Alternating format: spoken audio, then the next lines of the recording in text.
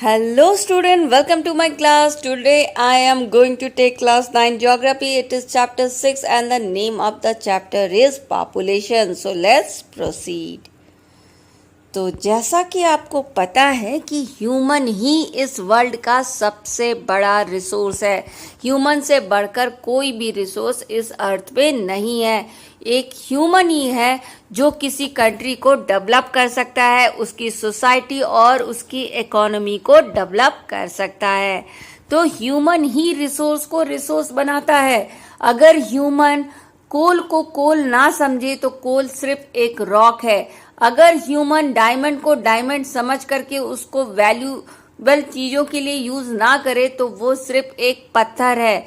Human ही किसी resource को resource बना सकता है अपने नॉलेज एंड टेक्नोलॉजी से, और ह्यूमन ही के वजह से डिसास्टर कहलाता है। यानी कोई भी चीज अच्छी तब होती है जब ह्यूमन उसमें अपना नॉलेज एंड टेक्निक यूज करता है और उसको यूज में लाता है, और कोई भी चीज खराब तब होती है जब वो ह्यूमन को अफेक्ट करती है। यानी कि सारे एस्पेक्ट्स ऑफ इन्वायरमेंट के सभी कुछ अच्छे और बुरे ह्यूमन के वजह से होते हैं, और ये सारे एस्पेक्ट ऑफ इन्वायरमेंट मीनिंगलेस है ह्यूमन के बगैर। तो ह्यूमन ही इस अर्थ का प्रोड्यूसर है और ह्यूमन ही इस अर्थ का कंज्यूमर है। वो ही सारे ऑब्जेक्ट, सारे थिंग्स को प्रोड्यूस करता है और खुद ही उसको कंज्यूम भी करता है। तो क्योंकि ह्यूमन एक इम्पॉर्टेंट रिसोर्स है, सबसे इम्पॉर्टेंट रिसोर्स है, इसीलिए कितने ह्यूमन बींग्स है एक प्लेस में, उनकी कितनी नंबरिंग है, उनका कैरेक्टरिस्टिक कैसा है, किस तरह के लोग हैं, क्या क्वालिटी है उन लोगों की, कैसे वो डिस्ट्रीब्यूटेड हैं जगह जगह पर, कैसे वो ग्रो कर रहे हैं, बढ़ रहे हैं, घट रहे हैं, कैसे वो ग्रो कर रहे हैं, ये सारे क्वेश्चन बहुत ही इम्पोर्टेंट होते हैं ह्यूमन के बारे में। और हमें इन सारे क्वेश्चन का आंसर, ये सारे इंफॉर्मेशन जो देता है वो है हमारा सेंसस। तो 3 मेन इंपॉर्टेंट क्वेश्चन पॉपुलेशन से रिलेटेड उठते हैं। तो सबसे पहला क्वेश्चन जो उठता है वो ये है कि पॉपुलेशन का साइज क्या है, यानी कितने नंबर है, कितने लोग हैं, और पॉपुलेशन का डिस्ट्रीब्यूशन कैसे है, यानी कि वो किस तरह से डिफरेंट प्लेस में डिस्ट्रीब्यूटेड या लोकेटेड है। और सेकेंड क्वेश्चन जो पॉपुलेशन से रिलेटेड उठता है वो ये है कि पॉपुलेशन कैसे ग्रो कर रही है, कैसे चेंज हो रही है, समय के साथ बढ़ रही है, घट रही है, कैसे उसमें चेंजेस आ रहा है। ये भी एक इम्पॉर्टेंट क्वेश्चन पॉपुलेशन से रिलेटेड उठता है। और थर्ड क्वेश्चन जो पॉपुलेशन से रिलेटेड उठता है वो है characteristic and quality of population, यानी कि पॉपुलेशन की कैरेक्टरिस्टिक क्या है, उनकी क्वालिटी क्या है, किस तरह के लोग हैं, क्या वो एडुकेटेड हैं, क्या वो हेल्दी हैं, किस तरह के ऑक्यूपेशन करते हैं, और उनका एज क्या है, और उनका सेक्स कंपोजिशन कैसा है, यानी कि कितने मेल हैं और कितने फीमेल हैं। तो ये सब उनकी क्वालिटी डिसाइड करती है, पॉपुलेशन की क्वालिटी डिसाइड करती है। तो ये 3 मेन क्वेश्चन हैं जो पॉपुलेशन से रिलेटेड उठते हैं, और ये तीनों क्वेश्चन हम 1 बाय 1 डील करेंगे। तो सबसे पहले जिस क्वेश्चन को हम डील करेंगे वो है पॉपुलेशन का साइज और उसका डिस्ट्रीब्यूशन। तो अकॉर्डिंग टू 2011 सेंसस, इंडिया का जो पॉपुलेशन है वो है 120.1 बिलियन, जो वर्ल्ड के पॉपुलेशन का 17.5% होता है।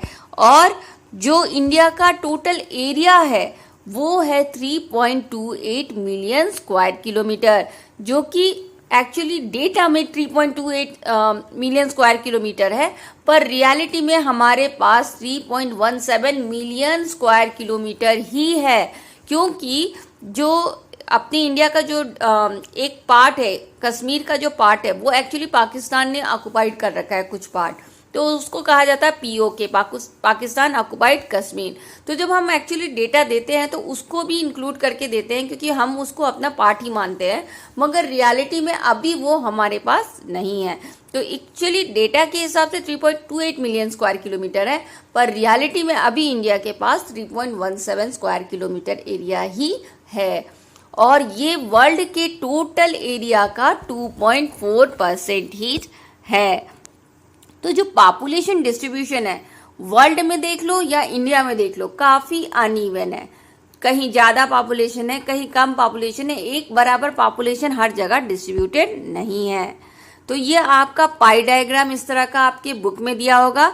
ये आपका पॉपुलेशन का परसेंटेज दिखा रहा है। जो ये टुकड़ा टूटा हुआ है वो इंडिया का पार्ट है। इंडिया का टोटल पॉपुलेशन में, वर्ल्ड के टोटल पॉपुलेशन में कितना परसेंटेज है। तो आप देख सकते हो पॉपुलेशन का जो टुकड़ा है वो बड़ा है, पर दूसरी तरफ आपका एक और डायग्राम आपके बुक में दिया होगा एरिया का आपका पाई डायग्राम रिप्रेजेंटेशन, आपका टोटल वर्ल्ड के एरिया में इंडिया का क्या पार्ट है। जो इंडिया का पार्ट यहाँ पे टूटा हुआ है वो छोटा है, यानी कि आप देख सकते हो कि पॉपुलेशन वाइज तो हम बड़ा पार्ट ऑक्युपाइड करते हैं वर्ल्ड का, मगर एरिया वाइज हम थोड़ा कम पार्ट ऑक्युपाइड करते हैं, यानी हमारा पॉपुलेशन एरिया को कंपेयर करने से थोड़ा ज़्यादा है। तो पॉपुलेशन डिस्ट्रीब्यूशन जो है वो काफ़ी अनइवन है इंडियन के स्टेट में। आप 2001 के डेटा के हिसाब से देखोगे तो उत्तर प्रदेश में ही वर्ल्ड आपके इंडिया का, उत्तर प्रदेश में इंडिया का टोटल 16% पॉपुलेशन सिर्फ उत्तर प्रदेश में ही है।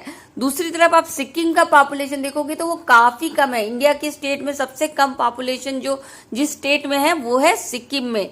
और लक्षद्वीप में, लक्षद्वीप आपकी क्या है, यूनियन टेरिटरी। तो कौन सी यूनियन टेरिटरी में सबसे कम पॉपुलेशन है, वो है लक्षद्वीप में। तो एक तरफ जैसे यूपी है जहाँ पे बहुत ज़्यादा पॉपुलेशन है, और एक तरफ सिक्किम है जहाँ पे बहुत कम पॉपुलेशन है। तो पॉपुलेशन डिस्ट्रीब्यूशन अनइवन है। और इंडिया के टॉप 5 स्टेट हैं जिनमें 50% इंडिया का पॉपुलेशन आ जाता है। तो वो 5 स्टेट कौन है जिसमें 50% इंडिया का पॉपुलेशन आ जाता है, वो है यूपी, बिहार, महाराष्ट्र, वेस्ट बंगाल एंड आंध्र प्रदेश। तो जो राजस्थान है वो एक्चुअली बहुत ही बड़ा स्टेट है। एरिया वाइज हमारा सबसे बड़ा स्टेट राजस्थान है, मगर उसमें आपके इंडिया का सिर्फ 6% पॉपुलेशन रहता है, जबकि महाराष्ट्र में 10%, उत्तर प्रदेश में 16% और बिहार में 8.5% रहता है। तो ये जो इन्फॉर्मेशन होती है पॉपुलेशन की, हमें समय समय पर सेंसस देती है, जो कि हर 10 ईयर्स में कंडक्ट की जाती है। तो सेंसस क्या होता है, सेंसस आपका ऑफिशियल एन्यूमरेशन, यानी कि गवर्नमेंट द्वारा कराई गई जनगणना है। गवर्नमेंट के द्वारा लोगों की गिनती कराना ही सेंसस है। तो सेंसस क्या है, ऑफिशियल एन्यूमरेशन ऑफ पीपुल, जो कि पीरियोडिकली समय समय पे, हर साल नहीं करते इसको, हर एक एक पीरियड के बाद करते हैं, 10 ईयर्स के पीरियड के बाद कंडक्ट किया जाता है। और ये सबसे पहले इंडिया में 1872 में कंडक्ट किया गया था, जो कि एक्चुअली कंप्लीट सेंसस नहीं था, पार्शियल था। जो कंप्लीट सेंसस कंडक्ट किया गया वो था 1881 में। तो जैसे मैंने आपको कहा, इंडिया के 5 स्टेट में ही इंडिया का 50% पॉपुलेशन है। तो वो कौन कौन सी स्टेट है आपकी, आंध्र प्रदेश, वेस्ट बंगाल, बिहार, महाराष्ट्र एंड आपका उत्तर प्रदेश। तो आप देख सकते हो कि इंडिया के कितना अनइवन पॉपुलेशन है। इसके 50% पॉपुलेशन 5 स्टेट में है, और बाकी का जो 50% है वो बाकी के स्टेट्स एंड यूनियन टेरिटरीज में आते हैं। तो इंडिया का पॉपुलेशन डिस्ट्रीब्यूशन बाय डेंसिटी देखेंगे। तो जो डेंसिटी है, जैसे पॉपुलेशन अनइवन है डिस्ट्रीब्यूटेड, तो डेंसिटी भी डेफिनेटली अनइवन ही है इंडिया में। कहीं हाई डेंसिटी है, कहीं लो डेंसिटी ऑफ पॉपुलेशन है हमारे कंट्री में। तो डेंसिटी क्या होती है, डेंसिटी आपको कहती है कि कितने लोग एक पर्टिकुलर एरिया में रह रहे हैं, यानी कि how many people are living in a per square kilometre, यानी एक यूनिट ऑफ एरिया में कितने लोग रहते हैं, उसी को डेंसिटी कहते हैं। तो डेंसिटी भी इंडिया की अनइवन है। इंडिया की जो डेंसिटी मानी जाती है वो है 382% पर स्क्वायर किलोमीटर, यानी कि हमारे एक एक स्क्वायर किलोमीटर में 382 लोग रह रहे हैं अकॉर्डिंग टू 2011 डेटा। जो इंडियन स्टेट जो पॉपुलस है, कुछ स्टेट मैंने कहा जैसे अनइवन डिस्ट्रीब्यूशन है, डेंसिटी का भी डिस्ट्रीब्यूशन अनइवन है। तो कुछ स्टेट में हाई डेंसिटी है और कुछ स्टेट में लो डेंसिटी है। तो आपका जो सबसे ज़्यादा डेंसली पॉपुलेटेड स्टेट है वो है बिहार, जिसकी डेंसिटी है 1102% पर स्क्वायर किलोमीटर। और दूसरी तरफ आपका अरुणाचल प्रदेश है, जिसकी डेंसिटी है 17% पर स्क्वायर किलोमीटर। तो आप देख सकते हो कितना अनइवन डिस्ट्रीब्यूशन है। एक जगह 1 स्क्वायर किलोमीटर में 1102 लोग रह रहे हैं और एक जगह 1 स्क्वायर किलोमीटर में आपका 17% ही रह रहा है, 17%। तो एक जगह 17 लोग और एक जगह 1102 लोग रह रहे हैं। तो देख सकते हो कि ये डेंसिटी ऑफ पॉपुलेशन, यानी कहीं पे तो बहुत ज़्यादा लोग रह रहे हैं और कहीं पे बहुत कम लोग रह रहे हैं आपके। तो कुछ जगहों पर जो कम लोग रह रहे हैं उसके रीज़न क्या है? तो उसका रीज़न ये है कि वहाँ की जो रग्ड टेरेन, यानी कि वहाँ पे सब मान लो कि वो हिली एरिया है या डेजर्ट एरिया है या फिर आइस कवर्ड एरिया है, तो वहाँ का जो रहने का जो प्लेस है वो उतना सूटेबल नहीं है, वहाँ की टोपोग्राफी। दूसरा, वहाँ अनफेवरेबल क्लाइमेट है, यानी कि क्लाइमेट बहुत अच्छा नहीं है और थोड़ा सा लैंड फर्टाइल नहीं है, इसीलिए वहाँ पे कम लोग रहते हैं। मगर जो नॉर्थन प्लेन है, जैसे बिहार, वेस्ट बंगाल के साइड में जो पड़ता है और केरला, यहाँ पे डेंसिटी ऑफ पॉपुलेशन बहुत ज़्यादा है। और आपका जो नॉर्थ ईस्टर्न स्टेट है वहाँ पर आपका डेंसिटी ऑफ पॉपुलेशन बिल्कुल ही कम है। और दूसरी जगह आपका जो साउथ इंडियन स्टेट है और असम है, नॉर्थ ईस्टर्न स्टेट में सिर्फ असम ही है जहाँ मॉडरेट पॉपुलेशन है। तो आपका Assam and south Indian state यहाँ पे मॉडरेट पॉपुलेशन है, यानी कि कहीं पे आप देख सकते हो जैसे कि आपका बिहार, वेस्ट बंगाल, वहाँ पे हाई डेंसिटी ऑफ पॉपुलेशन है और किसी स्टेट में जैसे नॉर्थ ईस्टर्न स्टेट में लो डेंसिटी ऑफ पॉपुलेशन है और सदर्न स्टेट में और असम में आपका मॉडरेट डेंसिटी ऑफ पॉपुलेशन है। तो काफ़ी अनइवन डिस्ट्रीब्यूशन ऑफ पॉपुलेशन है, क्योंकि किसी किसी जगह का जो टोपोग्राफी है, क्लाइमेट है, लैंड की फर्टिलिटी है उतनी अच्छी नहीं है, इसलिए वहाँ पे कम लोग देखने को मिलते हैं। तो अब हम सेकेंड क्वेश्चन का आंसर देंगे, वो है population growth and process of population change. तो हमारी जो पॉपुलेशन है वो काफ़ी डायनामिक है, यानी कि चेंज होती रहती है हमेशा। इसका नंबर भी चेंज होता है, इसका डिस्ट्रीब्यूशन, इसका कंपोजिशन सब कॉन्स्टेंटली बदल रहे हैं। और ये किस किस चीज़ों की वजह से बदलते हैं? ये मोस्टली आपका बर्थ रेट, डेथ रेट और माइग्रेशन की वजह से बदलते हैं। तो जो बर्थ रेट है वो और डेथ रेट है वो डिसाइड करती है कि पॉपुलेशन का नंबर क्या होगा, कितने लोग होंगे, ये बर्थ रेट और डेथ रेट डिसाइड करती है। जबकि माइग्रेशन डिसाइड करती है कि डेंसिटी ऑफ पॉपुलेशन क्या होगा, यानी कि कहाँ पे कितने लोग रहेंगे।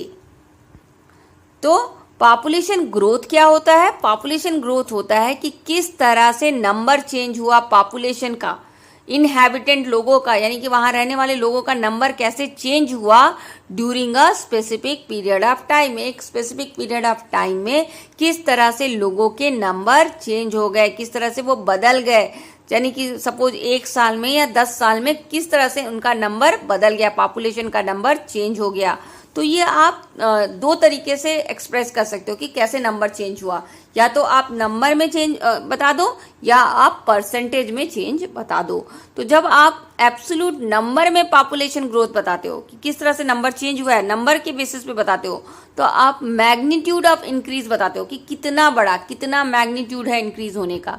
तो वो कैसे पता करते हैं? वो लेटेस्ट पॉपुलेशन जो अभी अभी आपका पॉपुलेशन है, अभी जो लेटर पॉपुलेशन, अभी जो आया हुआ पॉपुलेशन है, उससे आप पुराना पॉपुलेशन, अर्लियर पॉपुलेशन को माइनस कर दो और आपको एब्सोल्यूट नंबर में मिल जाएगा कि आपका पॉपुलेशन ग्रोथ कितना हुआ है। मान लो आपका सपोज इंडिया का पॉपुलेशन, फॉर एग्जांपल आप जस्ट सपोज करो कि इंडिया का पॉपुलेशन कल 1000 था, आज 1200 है। तो आप क्या करोगे? आज के पॉपुलेशन से यानी 1200 से कल का पॉपुलेशन यानी 1000 माइनस कर दोगे तो आपका एब्सोल्यूट नंबर क्या आ जाएगा? 200। तो ये आपका होता है एब्सोल्यूट नंबर में पॉपुलेशन ग्रोथ। दूसरा मेथड से भी आप पॉपुलेशन ग्रोथ दिखा सकते हो और वो है परसेंटेज मेथड से। तो परसेंटेज मेथड क्या होता है कि कितना परसेंट पॉपुलेशन बढ़ गया, अगर उसको परसेंटेज में निकालेंगे तो जैसे कि फॉर एग्जांपल आप कह सकते हो कि 2% मीन्स कि 2%, अगर 100 पॉपुलेशन था तो अब 100 का 2% क्या होता है? 100 का 2% आपका 2 नंबर होता है। तो पहले 100% था, 100 पीपुल थे, तो अब 102 पीपुल है। तो ये आपका परसेंटेज में पॉपुलेशन भी आप दिखा सकते हो और एब्सोल्यूट नंबर पे भी दिखा सकते हो। जब एब्सोल्यूट नंबर में दिखाते हो तो नंबर कितने बढ़ गए हैं वो दिखाते हो, और जब आप परसेंटेज में दिखाते हो तो रेट आप चेंज, यानी किस रेट में, किस पेस में पॉपुलेशन चेंज हुआ है, किस परसेंटेज में पॉपुलेशन चेंज हुआ है वो बताते हो। तो जब हम कंपेयर करते हैं इंडिया के पॉपुलेशन का डेटा 1951 से 2011 तक का, तो हमें पता चलता है कि 1951 से 1981 तक तो जो ये पॉपुलेशन ग्रोथ है, जो number of change of population है वो काफ़ी बढ़ रहा था, वो आपका बढ़ रहा था, मतलब तेजी से बढ़ रहा था। और मगर जब आपका 1981 के बाद जो पॉपुलेशन ग्रोथ है वो डिक्रीज होने लगा, यानी कि इंडिया का पॉपुलेशन ग्रोथ कम होने लग गया। ठीक है, मगर एक ये भी बात आप याद रखना कि पॉपुलेशन ग्रोथ कम हो रहा है, इसका मतलब ये नहीं कि पॉपुलेशन कम हो रहा है। ठीक है, पॉपुलेशन ग्रोथ कम भी होगा तो भी पॉपुलेशन इंक्रीज होगा। तो पॉपुलेशन ग्रोथ कम होगा तो भी पॉपुलेशन इंक्रीज कैसे होगा? तो देखो, मान लो सपोज कि आपका पहले पॉपुलेशन ग्रोथ 4% से हो रहा था, अब आपका पॉपुलेशन ग्रोथ कम होकर के 1% से हो रहा है, मगर बढ़ तो तब भी रहा है। पहले 100 में 4 लोग बढ़ रहे थे, अब 100 में 1 लोग बढ़ रहे हैं, तो बढ़ तो अब भी रहा है। तो यानी कि पॉपुलेशन तो बढ़ रहा है, हालांकि ग्रोथ रेट कम हो गया, 4% से 1% हो गया है, मगर पॉपुलेशन तो ओवरऑल बढ़ रहा है। तो इवन दो पॉपुलेशन ग्रोथ आपका कम हो जाता है तो भी आपका पॉपुलेशन बढ़ता रहता है। और इंडिया का भी पॉपुलेशन इसी तरह से बढ़े जा रहा है।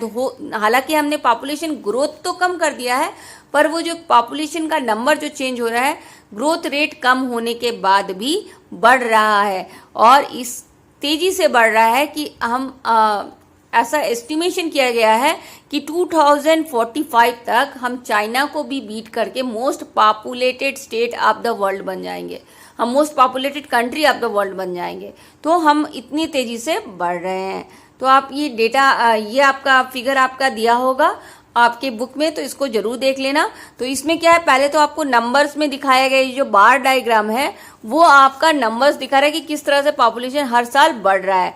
मगर आप देख सकते हो पॉपुलेशन ग्रोथ जो ऊपर लाइन बनाई गई है, जो पॉइंट से लाइन बनाई गई है, जो बार के ऊपर बनी हुई है, वो आप देखोगे कि पहले बढ़ रहा था, देखो, और 1981 के बाद वो घटना शुरू हो गया।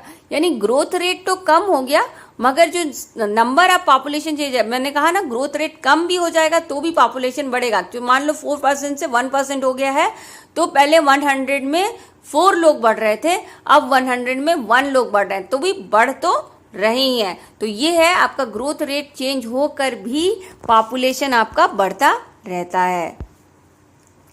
तो प्रोसेस ऑफ पॉपुलेशन चेंज और ग्रोथ अब हम देखेंगे। तो 3 मेन प्रोसेस होते हैं जिसके थ्रू पॉपुलेशन चेंज होता है या पॉपुलेशन ग्रो होता है।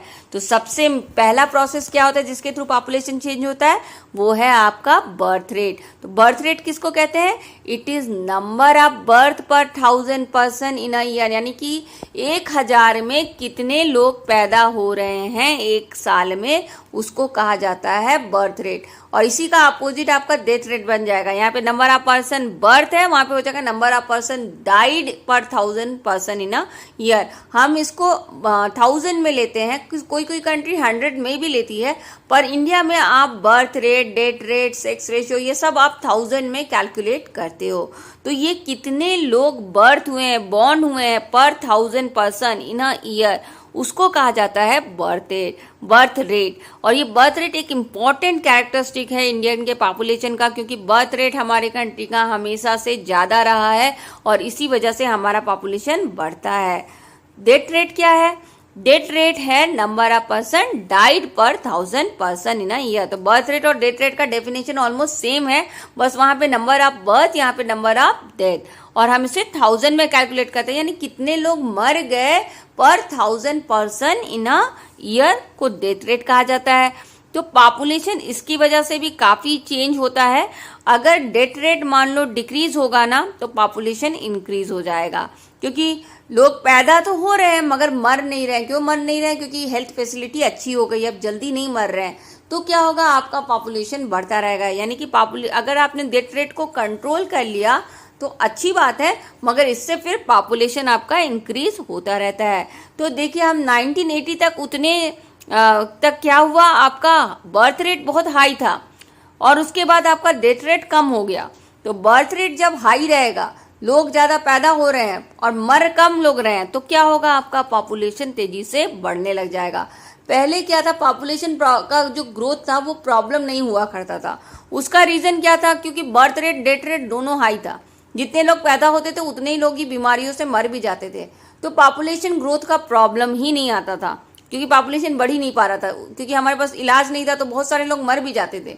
मगर अब क्या, हमने बहुत सारी बीमारियों का इलाज खोज लिया है, डेथ रेट को कंट्रोल कर लिया है, मगर बर्थ रेट को अभी उतने अच्छे से कंट्रोल नहीं कर पाए, इसीलिए पॉपुलेशन बढ़ता जा रहा है।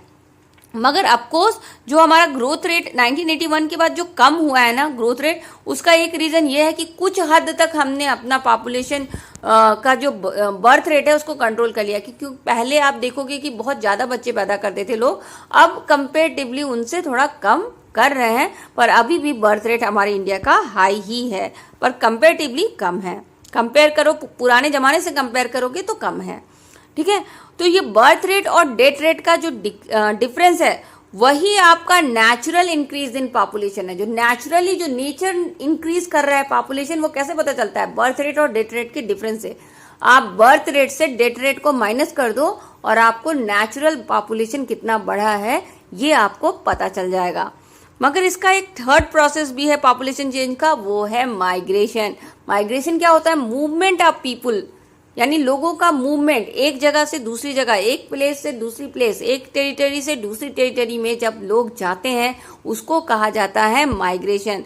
ये दो तरह के होते हैं, एक इंटरनल, यानी कि देश के अंदर ही आप एक स्टेट से दूसरे स्टेट, दूसरे स्टेट से तीसरे स्टेट में चले जाओ। तो जब घर के अंदर ही आप देश के अंदर ही माइग्रेशन कर रहे हो तो वो कहलाता है इंटरनल माइग्रेशन, और इससे आपका पॉपुलेशन का नंबर चेंज नहीं होता है। इंडिया का पॉपुलेशन थोड़ी बदल जाएगा अगर आप यूपी से महाराष्ट्र या महाराष्ट्र से राजस्थान चले जाओ तो, ठीक है। तो इससे नंबर ऑफ पॉपुलेशन चेंज नहीं होता। हाँ, density of population of a place जरूर चेंज होता है, मगर नंबर ऑफ पॉपुलेशन चेंज नहीं होता है।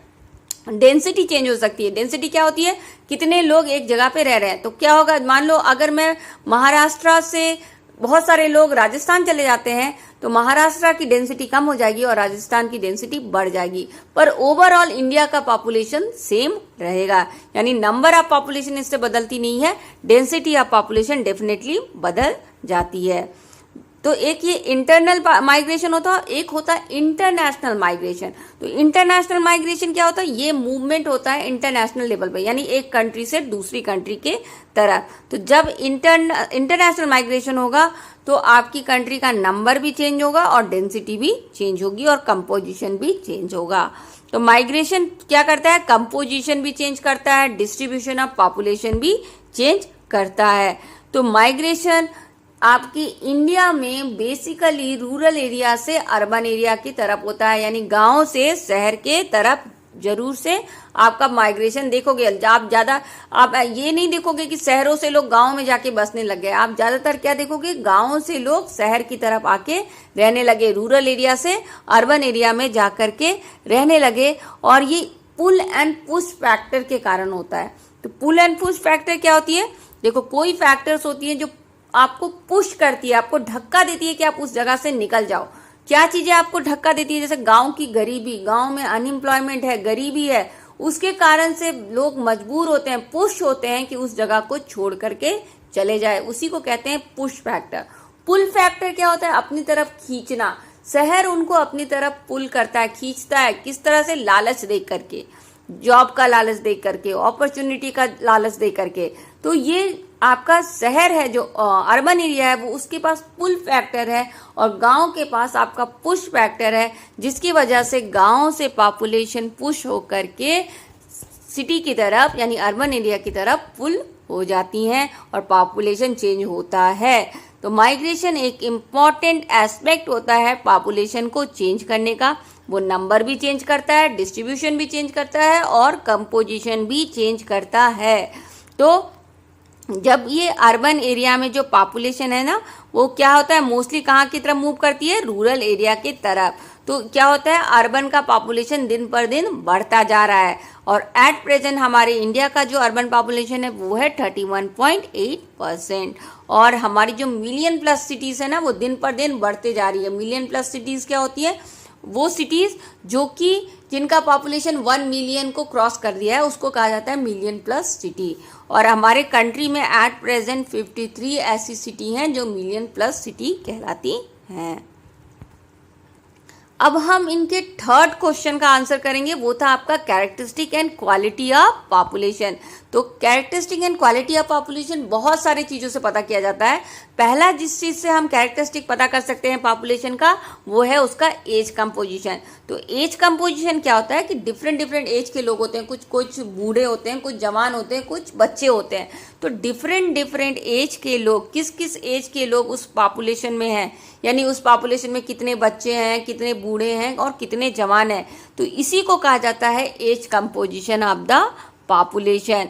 यानी डिफरेंट एज ग्रुप के लोग किस तरह से एक पॉपुलेशन में किस किस एज ग्रुप के लोग कितने कितने हैं, वो उसका एज कंपोजिशन कहलाता है। ये एक इम्पॉर्टेंट कैरेक्टरिस्टिक है, क्योंकि इसके थ्रू आपको पता चल जाएगा कि किस किस एज ग्रुप के लोग हैं, तो उनकी डिमांड क्या है, उनके वो क्या खरीदना चाहते हैं, क्या करना चाहते हैं, उनकी कैपेसिटी क्या है।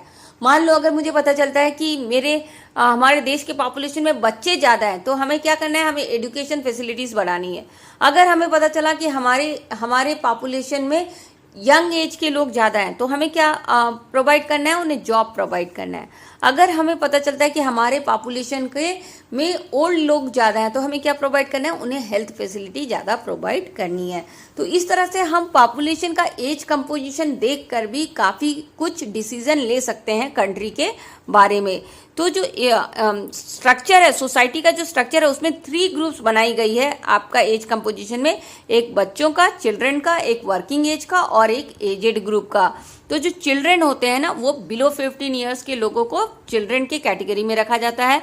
ये इकोनॉमिकली अनप्रोडक्टिव होते हैं, ये कुछ कमाते वमाते नहीं हैं, ये कुछ इकोनॉमिकली कंट्रीब्यूशन कंट्री के लिए नहीं करते हैं, और इन्हें आपको फूड देना पड़ता है, क्लोथ देना पड़ता है, एजुकेशन देना पड़ता है और हेल्थ फैसिलिटी देनी पड़ती है। तो दूसरा जो एज ग्रुप है हमारे कंट्री का, वो होता है वर्किंग एज ग्रुप। तो वर्किंग एज ग्रुप क्या होती है, जो वर्किंग पॉपुलेशन होती है, जो इकोनॉमिकली प्रोडक्टिव होती है, यानी कि ये इकोनॉमी को सब कुछ देती है, कमा करके ये पैसा इकोनॉमी को, कंट्री को देती हैं, और ये बायोलॉजिकली रिप्रोडक्टिव भी होती हैं, यानी कि ये कंट्री का पॉपुलेशन भी बढ़ाती हैं, यही बायोलॉजिकली रिप्रोडक्शन कर रही होती है, यही बच्चे पैदा कर रहे होते हैं। तो जिस कंट्री का वर्किंग पॉपुलेशन ज़्यादा होगा, उस कंट्री का पॉपुलेशन भी जल्दी जल्दी बढ़ेगा, क्योंकि वो रिप्रोडक्टिव ग्रुप होता है, वो पॉपुलेशन प्रोड्यूस करने वाला ग्रुप होता है। तो ये इकोनॉमिकली भी प्रोडक्टिव होते हैं और बायोलॉजिकली भी रिप्रोडक्टिव होते हैं, और ये आपका 15 से 59 ईयर्स के एज ग्रुप के लोग होते हैं। जो थर्ड ग्रुप है आपका सोसाइटी में, आपके कंट्री में, वो है एजेड ग्रुप। तो एजेड ग्रुप कौन होता है, जो 59 ईयर्स से अबव होता है, और ये आपके ज़्यादातर रिटायर्ड हो जाते हैं और या तो फिर छोटे छोटे कुछ स्मॉल सा जॉब करते हैं, तो इतने एक्टिव नहीं होते, इन्हें सीनियर सिटीजन कहता है। और ये आपको कोई ज़रूरी नहीं है कि ये कुछ एम्प्लॉयमेंट करे, इनको आपको कोई एम्प्लॉयमेंट का करते हुए आप मोस्टली नहीं देखोगे। छोटा मोटा अगर वो वर्क कर भी रहे हैं, तो भी वो रिप्रोडक्टिव ग्रुप के अंदर तो नहीं आते हैं। तो आपका जो चिल्ड्रन है और जो एजेड ग्रुप है, चिल्ड्रन ग्रुप और एजेड ग्रुप, ये दोनों ही डिपेंडेंट ग्रुप होता है। ये आपके एक्टिव पॉपुलेशन में, यानी कि वर्किंग पॉपुलेशन में, इंडिपेंडेंट पॉपुलेशन पर डिपेंड करता है। यानी इंडिपेंडेंट पॉपुलेशन कौन सा है, working age group. Working population ही एक्टिव पॉपुलेशन कहा जाता है, वर्किंग पॉपुलेशन को ही इंडिपेंडेंट पॉपुलेशन कहा जाता है। बाकी की जो 2 ग्रुप होते हैं वो आपके डिपेंडेंट पॉपुलेशन के ग्रुप में आते हैं, वो होते हैं आपका एजेड ग्रुप और चिल्ड्रन ग्रुप, जो कि आपके एक्टिव पॉपुलेशन यानी इंडिपेंडेंट पॉपुलेशन पर डिपेंडेंट होते हैं अपनी नीड्स को फुलफिल करने के लिए। तो आप यहाँ पे एज स्ट्रक्चर देख सकते हो इंडिया का अगर आप एज स्ट्रक्चर देखोगे तो इंडिया में ज़्यादातर लोग एडल्ट्स हैं, यानी कि वर्किंग ग्रुप में आते हैं, जो कि इकोनॉमिकली प्रोडक्टिव और आपके बायोलॉजिकली रिप्रोडक्टिव है। बायोलॉजिकली रिप्रोडक्टिव होने के वजह से ही इंडिया का पॉपुलेशन, क्योंकि एज आपका यंग लोगों का पॉपुलेशन ज़्यादा है, इसीलिए हमारा पॉपुलेशन भी ज़्यादा बढ़ रहा है, क्योंकि ज़्यादा लोग प्रोड्यूस हो रहे हैं उनके कारण।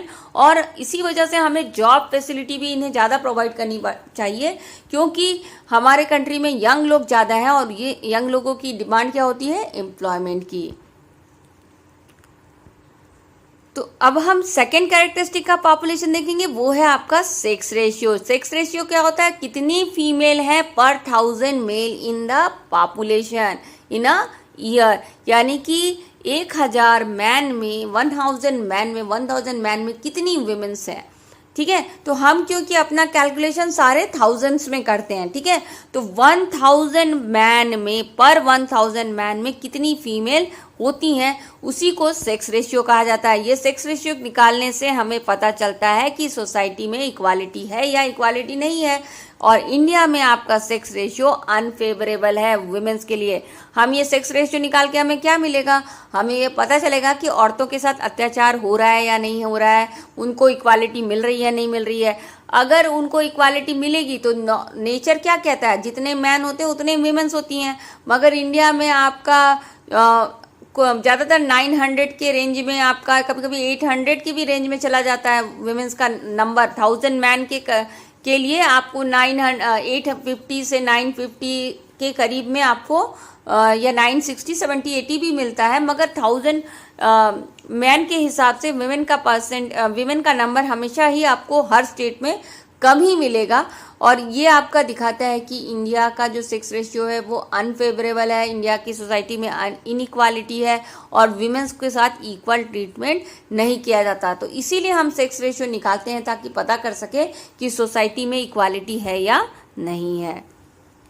लिटरेट रेट भी आपका थर्ड कैरेक्टरिस्टिक है पॉपुलेशन का, ये भी बहुत ही इंपॉर्टेंट एस्पेक्ट है। लिटरेट रेट क्या कहता है कि आपका जो लिटरेसी क्यों इंपॉर्टेंट होती है पॉपुलेशन में, वो इसलिए इंपॉर्टेंट होती है क्योंकि देखो जो लिटरेट होते हैं, एडुकेटेड होते हैं, एडुकेटेड और इन्फॉर्मेटिव सिटीजन बहुत ज़रूरी होते हैं कंट्री के लिए, क्योंकि ये एडुकेटेड एंड इन्फॉर्मेटिव सिटीजन ही अच्छे चॉइसेस कर सकते हैं, अच्छा रिसर्च एंड डेवलपमेंट कर सकते हैं, इकोनॉमिक एक्टिविटी में अच्छा कॉन्ट्रीब्यूशन कर सकते हैं और कंट्री को डेवलप कर सकते हैं। तो लिटरेट किसको कहा जाता है, तो 2001 का जो सेंसस है वो लिटरेट का डेफिनेशन आपको डिफाइन करता है। वो कहता है लिटरेट उन लोगों को कहते हैं जो कि 7 ईयर से जो अबव होते हैं, 7 ईयर के या 7 ईयर से जो अबव होते हैं, उन्हीं में देखा जाता है लिटरेट रेट। 7 ईयर से छोटे वाले लोगों को लिटरेसी रेट कैलकुलेट करते समय कंसीडर नहीं किया जाता। तो 7 ईयर से जो अबव लोग होते हैं, अगर वो लिख और पढ़ सकते हैं किसी भी लैंग्वेज में, कोई जरूरी नहीं कि इंग्लिश में ही और हिंदी में ही, एनी लैंग्वेज, तो किसी भी लैंग्वेज में अगर वो लिख और पढ़ सकते हैं तो वो लिटरेट कहलाते हैं। और हमारे जो सेंसस है 2011 के डेटा के हिसाब से हमारे कंट्री में 73% लोग लिटरेट हैं, जिसमें आप देख सकते हो कि जो मेल का जो लिटरेसी रेट है वो काफ़ी हाई है, वो 81% है, और जो फीमेल का लिटरेसी रेट है वो काफ़ी कम है, वो है आपका 66% ओनली। यानी यहाँ पे भी आप देख सकते हो कि हमारी सोसाइटी में इनइक्वालिटी है, क्योंकि देखो ओवरऑल तो 73% लिटरेट लोग हैं, पर आप देखोगे कि जब इंडिविजुअली आप मेल और फीमेल का लिटरेसी रेट निकालोगे तो मेल में लिटरेसी रेट ज़्यादा है और फीमेल में कम है। नेक्स्ट आपका जो आपका इम्पोर्टेंट कैरेक्टरिस्टिक बताता है पॉपुलेशन के बारे में, वो है ऑक्यूपेशन स्ट्रक्चर। तो ऑक्यूपेशन स्ट्रक्चर क्या बताता है, ऑक्यूपेशन स्ट्रक्चर एक्चुअली हम लोग जो इकोनॉमिक एक्टिव ग्रुप होते हैं ना उनके लिए ही कैलकुलेट करते हैं। जैसे हमने एज ग्रुप में देखा था ना, चिल्ड्रन एज और वर्किंग एज और एजेड ग्रुप, तो उस सिर्फ वर्किंग एज वालों का ही हम ऑक्यूपेशनल स्ट्रक्चर कैलकुलेट करते हैं। और इसमें हम देखते हैं कि किस तरह से जो हमारे एक्टिव पॉपुलेशन है, इंडिपेंडेंट पॉपुलेशन है, वर्किंग एज है, वो किस तरह से डिफरेंट ऑक्यूपेशन में ऑक्यूपाइड है। तो ऑक्यूपेशन आपकी बेसिकली तो 3 टाइप की होती है। तो 3 टाइप्स ऑफ ऑक्यूपेशन होता है। क्या क्या होता है, प्राइमरी, सेकेंडरी एंड टेरिशरी। तो वो प्राइमरी ऑक्यूपेशन में कैसे ऑक्यूपाइड है, सेकेंडरी ऑक्यूपेशन में कैसे ऑक्यूपाइड है। यानी कि प्राइमरी ऑक्यूपेशन क्या होता है, वो ऑक्यूपेशन जो कि नेचर से रिलेटेड होता है, जैसे agriculture, animal husbandry, fishing, forestry, mining, ये सब आपका प्राइमरी ऑक्यूपेशन होता है। सेकेंडरी ऑक्यूपेशन में आपका मैन्युफैक्चरिंग एंड इंडस्ट्रियल वर्क आता है, और टेरिशरी ऑक्यूपेशन में आपका सर्विस सेक्टर यानी कि ट्रांसपोर्ट की सर्विस, एजुकेशन की सर्विस, हेल्थ की सर्विस, रिसर्च की सर्विस, इस तरह की सर्विस, आपकी सर्विस सेक्टर आपका टेरिशरी ऑक्यूपेशन के अंदर आता है। तो ये 3 तरह की ऑक्यूपेशन होती है। तो बेसिकली हम ऑक्यूपेशनल स्ट्रक्चर में देखते हैं कि जो हमारा वर्किंग पॉपुलेशन है वो किस ऑक्यूपेशन में कितने लोग ऑक्यूपाइड है, मतलब प्राइमरी ऑक्यूपेशन में कितने लोग काम कर रहे हैं, सेकेंडरी ऑक्यूपेशन में कितने लोग काम कर रहे हैं, और टेरिशरी ऑक्यूपेशन में कितने लोग काम कर रहे हैं। तो इसको पता करने से हमें क्या पता चलेगा? इसको पता करने से हमें कंट्री का डेवलपमेंट पता चलेगा। किस तरह से डेवलपमेंट पता चलेगा? क्योंकि जो डेवलप कंट्री होती है वो आपका ज़्यादातर सेकेंडरी और टेरिशरी एक्टिविटी करते हुए दिखेंगी, और जो डेवलपिंग कंट्री होती है वहाँ के ज़्यादातर लोग आपको प्राइमरी ऑक्यूपेशन यानी एग्रीकल्चर, एनिमल हस्बेंड्री, इस तरह के काम करते हुए दिखेंगे। तो आप ऑक्यूपेशनल स्ट्रक्चर को देखकर भी बता सकते हो कि ये कंट्री डेवलप्ड है या आपकी डेवलपिंग है। यानी जो डेवलप्ड होगा वो ज़्यादातर इंडस्ट्रियल सेक्टर और टेरिशरी सेक्टर में वर्क करता हुआ दिखेगा। तो इस तरह से आप जो सेकेंडरी और टेरिशरी सेक्टर में ज़्यादातर शिफ्टिंग कब होती है? आपकी अर्बनाइजेशन, इंडस्ट्रियलाइजेशन आ जाता है, डेवलपमेंट आ जाता है आपकी कंट्री में, तभी आप सेकेंडरी एंड टेरिशरी एक्टिविटी में इन्वॉल्व होने लगते हैं। तो इंडिया में आप देखोगे कि अप्रॉक्सीमेटली 52% लोग प्राइमरी सेक्टर में एम्प्लॉयड है, और 26 से 28% के लोग आपकी सेकेंडरी सेक्टर में, और 24 से 26% के लोग आपके टेरिशरी सेक्टर में इन्वॉल्व है। यानी कि आप देख सकते हो हमारे कंट्री का जो मेन ऑक्यूपेशन है वो है आपका एग्रीकल्चर, यानी कि अभी तक हम डेवलप्ड कंट्री के कैटेगरी में नहीं आते हैं। तो जो 5th एस्पेक्ट आप देखोगे पॉपुलेशन का कैरेक्टरिस्टिक पता करने के लिए, वो है आपका हेल्थ। तो हेल्थ भी बहुत ही इम्पॉर्टेंट है, एस्पेक्ट्स है जिससे हम कंट्री के बारे में पता करते हैं। तो हेल्थ क्या होता है? हेल्थ आपका, लोगों की जो हेल्थ होती है वो क्यों इम्पॉर्टेंट होती है? हेल्थ आपका इसलिए इम्पॉर्टेंट होती है क्योंकि अगर आदमी कितना भी पढ़ लिख ले, कुछ भी कर ले, मगर अगर वो हेल्दी नहीं है, बेड पे ही पड़ा रहेगा, तो वो कंट्री के किस काम आएगा? ठीक है, तो हेल्दी होना भी बहुत ज़रूरी है, और हेल्दी होने के लिए ही गवर्नमेंट बहुत सारे मेजर्स लेती है।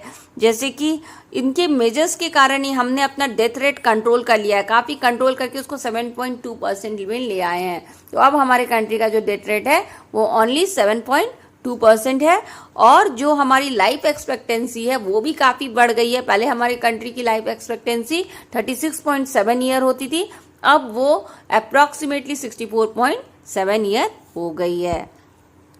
और जो इंडिया का डेथ रेट है काफ़ी डिक्रीज हुआ है। उसका रीज़न क्या है? क्योंकि हमने अपनी जो पब्लिक सेक्टर में हेल्थ फैसिलिटी है उसको इंक्रीज कर लिया है, इन्फेक्शियस डिसीज को कंट्रोल कर लिया है, और मेडिकल फैसिलिटीज़ को, मॉडर्न मेडिकल प्रैक्टिसेस को अडॉप्ट कर लिया है। इन सब वजहों से हमने अपने डेथ रेट को कंट्रोल कर लिया और हेल्थ इम्प्रूव कर लिया है। मगर फिर भी हमारे कंट्री के कुछ हेल्थ इशू हैं जिसको कंसर्न हेल्थ इशू को हमें देखना जरूरी है। वो हेल्थ इशू क्या क्या है अभी भी? वो ये है कि जो पर कैपिटा कैलोरी रिक्वायरमेंट होती है ना लोगों की, कि कितना कैलोरी पर पर्सन को मिलना चाहिए, ठीक है, वो अभी तक मीट नहीं हो पाता हमारे कंट्री में।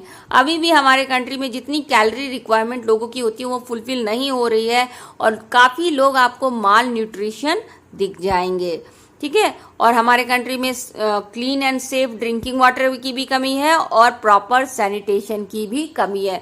तो ये कुछ हेल्थ इशू भी है, पर बहुत हद तक हमने अपने हेल्थ को कंट्रोल किया है, और अपने डेथ रेट को डिक्रीज किया है, और लाइफ एक्सपेक्टेंसी को इंक्रीज किया है। और हेल्थ भी आपका इम्पॉर्टेंट कैरेक्टरिस्टिक है पॉपुलेशन का, क्योंकि हेल्दी पॉपुलेशन ही डेवलपमेंट ला सकती है।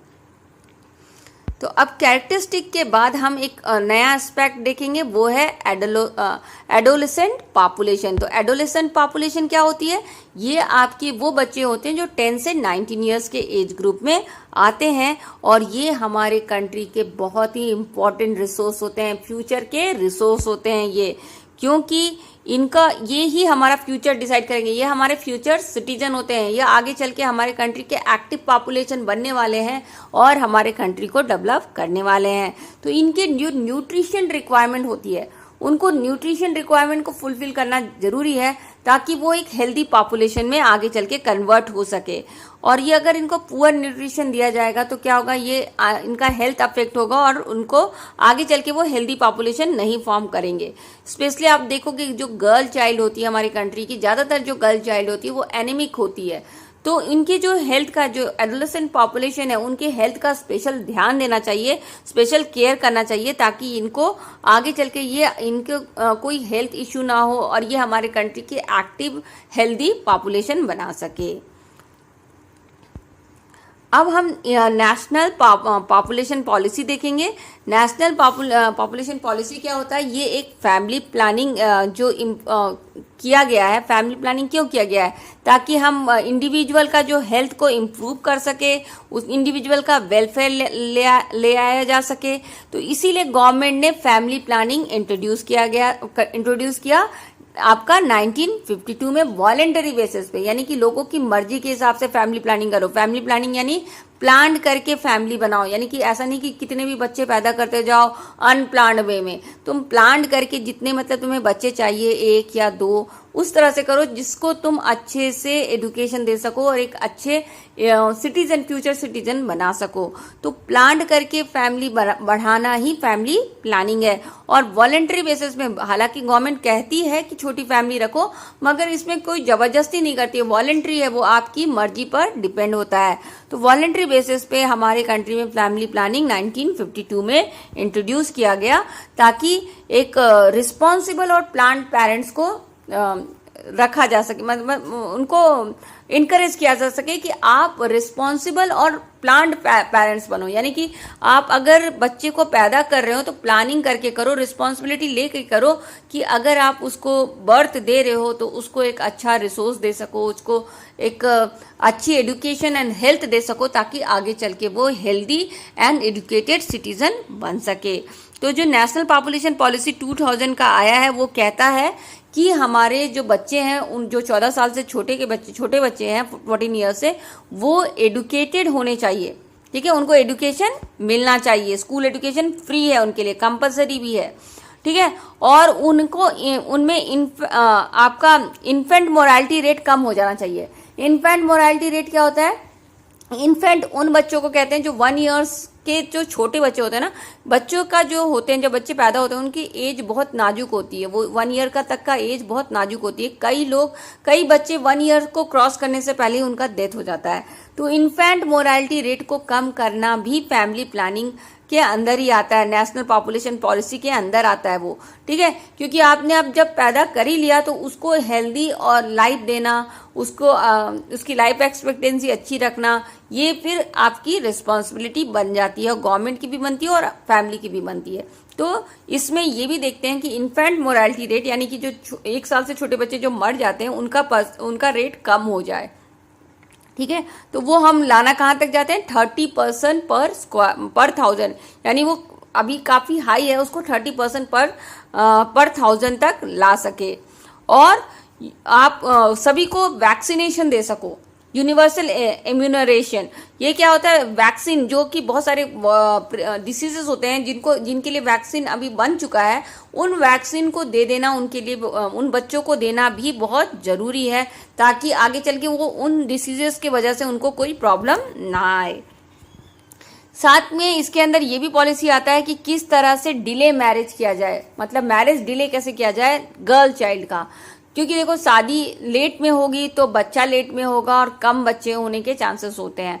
क्योंकि अगर आप छोटे में एज में ही जब लड़कियों की शादी हो जाती है तो उनको पता भी नहीं होता कि किस तरह से फैमिली प्लानिंग किए जाए, और फिर वो बच्चे पे बच्चा पैदा करते जाती हैं और पॉपुलेशन इंक्रीज हो जाता है। तो इसीलिए अगर आप डिले मैरिज करोगे गर्ल चाइल्ड का, तो वो समझदार होकर के जब मैरिज करेगी तो उसको फैमिली प्लानिंग्स के मेजर्स पता होंगे और वो पॉपुलेशन कंट्रोल करने के लिए हेल्पफुल होगी। इसीलिए डिले मैरिजेस को हमारे गवर्नमेंट प्रमोट करती है। और जो अगला मेजर्स है वो है आपका family welfare and people centred programme बनाया जाए, यानी कि इस तरह के प्रोग्राम्स लाया जाए जिससे पूरी फैमिली का वेलफेयर हो सके और पब्लिक का सेंटर में रख करके प्रोग्राम, जो पब्लिक को सेंटर में रखती है उस तरह के प्रोग्राम्स बनाया जाए ताकि पॉपुलेशन का डेवलपमेंट हो। अब ये जो नेशनल पॉपुलेशन पॉलिसी है प्रोग्राम है 2000 का, वो एडोलेसेंट पॉपुलेशन के बारे में भी बहुत सारे स्टेप्स लेती है, क्योंकि जो एडोलेसेंट पॉपुलेशन है वो एक इम्पॉर्टेंट सेक्शन होता है हमारे पॉपुलेशन का, और इनको भी बचाना, इनको अच्छे न्यूट्रिशन देना, इनको अनवांटेड प्रेगनेंसी से बचाना। कई बार जो 16 टू 19 ईयर्स की लेडीज होती हैं वो अनवांटेड अनप्लान्ड प्रेगनेंसी में फंस जाती है, तो उनकी अनवांटेड प्रेगनेंसी से उनको बचाना, एसटीडी जैसे डिसीजेस से उनको बचाना, तो इस तरह की डिसीजेस से किस तरह से बचाया जाए, ये सब के बारे में भी हमारा population policy, population programme, national population programme of 2000 discuss करता है कि किस तरह से एडोलेसेंट पॉपुलेशन को हेल्प किया जाए। तो इसके जो वेरियस प्रोग्राम है जो एडोलेसेंट पॉपुलेशन के बारे में बताता है वो ये है कि एक तो मैरिज डिले किया जाए, कि गर्ल्स का अगर डिले मैरिज करोगे तो मान लो अगर गर्ल आपकी 16 ईयर से ही आपकी मैरिड की कर दी जाती है, तो 16 ईयर से ही उसका रिप्रोडक्टिव एज स्टार्ट हो जाएगा और 16 ईयर से ही वो बच्चे पैदा करने लग जाएगी। मगर आप उसको थोड़ा सा एज होने के बाद मैरिज करते हो, मान लो 26 ईयर्स में मैरिज कर रहे हो, तो क्या कम से कम 10 साल रिप्रोडक्टिव एज को आप पीछे कम कर देते हो उसका, तो उससे क्या होता है, पॉपुलेशन कंट्रोल करने में हेल्पफुल होता है। इसीलिए डिले मैरिज को गवर्नमेंट सपोर्ट करती है। तो डिले मैरिज करोगे तो चाइल्ड बियरिंग टाइम भी कम हो जाएगा। दूसरा, educating them about preventive sex. तो ये जो सेक्स है वो आपको प्रिवेंटिव मेजर्स के साथ करना भी सिखाना, एडोलेसेंट पॉपुलेशन को ये सिखाना इस एज में जरूरी होता है, ताकि ये सेक्स से होने वाले डिसीजेस से, अनसेफ सेक्स से होने वाले प्रेगनेंसी से बच सके। और इनको सेक्स एजुकेशन देने के साथ साथ आपको कॉन्ट्रासेप्टिव्स की इंफॉर्मेशंस भी देना जरूरी है कि किस तरह से हेल्दी सेक्स के लिए कॉन्ट्रासेप्टिव को यूज किया जाए, ताकि आप डिसीजेस से बच सके या फिर आप अनवांटेड प्रेगनेंसी से बच सके। ये इन्फॉर्मेशन भी एडोलेसेंट पॉपुलेशन को देना भी जरूरी है। साथ में कॉन्ट्रासेप्टिव मार्केट में अवेलेबल हो और उनके एक्सेसिबल हो, उनको मिल सके, ये भी होना जरूरी है, ताकि वो अपने अनवांटेड प्रेगनेंसी और सेक्स से होने वाले डिसीजेस से अपने आप को बचा सके। साथ में उनको आप फूड सप्लीमेंट देना है ताकि वो हेल्दी रह सके, उनको न्यूट्रिशन फूड देनी है आपको। साथ में आपको लीगल मेजर्स लेने हैं ताकि चाइल्ड मैरिज ना हो सके, क्योंकि चाइल्ड मैरिज होता है बच्चों को इन्फॉर्मेशन, जो छोटे एज में अगर आप शादी कर दोगे उनको कुछ इन्फॉर्मेशन ही नहीं होता है सेक्स का और बच्चे पैदा करने का, तो वो आपका अनप्लान्ड वे में प्रोडक्शन करेंगे बच्चों का और पॉपुलेशन इंक्रीज करेंगे। तो इस तरह से आपको स्पेशल मेजर्स लेनी है कि चाइल्ड मैरिज ना हो, ताकि आगे चल के वो किसी प्रॉब्लम में ना फंसे। तो ये सारे मेजर्स जो हम ले रहे हैं वो किस लिए ले रहे हैं, ताकि हमारा पॉपुलेशन एडुकेटेड हो सके, हमारा पॉपुलेशन हेल्दी हो सके। और ये जब एडुकेटेड पॉपुलेशन होगा, हेल्दी पॉपुलेशन होगा, तभी हम अपने कंट्री का इकोनॉमिक डेवलपमेंट कर सकते हैं। तो इस चैप्टर में आपका इतना ही है। Thanks for watching and I hope you like my explanation. If you like my explanation, do subscribe my channel MP Social View. Thanks for watching and happy learning.